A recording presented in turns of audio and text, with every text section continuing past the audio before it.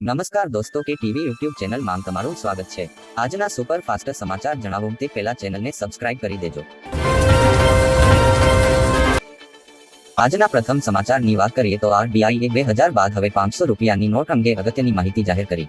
આના વિશે વિગતવાર માહિતી જોઈએ તો માર્ચ 2024માં પૂરા થતા નાણાકીય વર્ષમાં 500 રૂપિયાની નોટોના ચલણમાં ઝડપી વધારો જોવા મળ્યો છે। આરબીઆઈના રિપોર્ટ અનુસાર નાણાકીય વર્ષ 2024 દરમિયાન નોટોની સંખ્યામાં વાર્ષિક ધોરણે 7.8%નો વધારો થયો અને 14,687.5 કરોડ નોટો થઈ છે। ચલણમાં રહેલી નોટોમાં 500 રૂપિયાની નોટોની સંખ્યા સૌથી વધુ હતી, જે નાણાકીય વર્ષ 2024 સુધીમાં વાર્ષિક ધોરણે 16.5% વધીને 6,017.7 કરોડ નોટ પર પહોંચી ગઈ હતી। સમાચાર તરફ આગળ વધીએ તો પીએમ મોદીએ છુપાવ્યું મોટું રહસ્ય, હવે થયો ખુલાસો। કહ્યું, હા, મેં લિસ્ટમાંથી યોગીજીનું નામ કાઢી નાખ્યું છે। આના વિશે વિગતવાર જોઈએ તો દિલ્હીના મુખ્યમંત્રી અરવિંદ કેજરીવાલ જેલમાંથી બહાર આવતાની સાથે જ ઉત્તર પ્રદેશના મુખ્યમંત્રી યોગી આદિત્યનાથને લઈને એવું નિવેદન આપ્યું ને હંગામો મચી ગયો।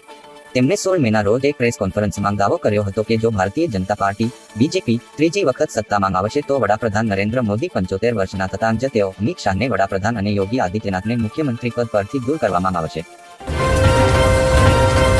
સમાચાર તરફ આગળ વધીએ તો ગુજરાતમાં કઈ તારીખ સુધી પહોંચશે ચોમાસું? આના વિશે વિગતવાર જોઈએ તો ભારતમાં જેની આતુરતાથી રાહ જોવાઈ રહી હતી તે ચોમાસાની વિધિવત રીતે શરૂઆત થઈ ગઈ છે। ચોમાસું કેરળની સાથે પૂર્વોત્તરના રાજ્યોમાં પણ પહોંચી ગયું છે। કેરળમાં છેલ્લા કેટલાક દિવસથી ભારે વરસાદ થઈ રહ્યો છે અને આવનારા 7 દિવસ સુધી ત્યાં ભારેથી અતિભારે વરસાદની આગાહી કરવામાં આવી છે। બીજી તરફ ગુજરાતમાં હાલ આપણે બે પ્રકારની સ્થિતિ જોવા મળી રહી છે। મોટા ભાગના વિસ્તારો ભારે ગરમીનો સામનો કરી રહ્યા છે અને કેટલાક વિસ્તારોમાં ઝડપી પવન ફૂંકાઈ રહ્યો છે। સમાચાર તરફ આગળ વધીએ તો અશોકભાઈ પટેલની મોટી આગાહી, આજથી 6 તારીખ સુધીની આગાહી। આના વિશે વિગતવાર જોઈએ તો વેધર એનાલિસ્ટ શ્રી અશોકભાઈ પટેલે આજથી 6 જૂન સુધીની હવામાનની આગાહી કરી છે। તેઓ જણાવે છે કે હવે ગરમી ઓછી રહેશે પણ બફારો રહેશે।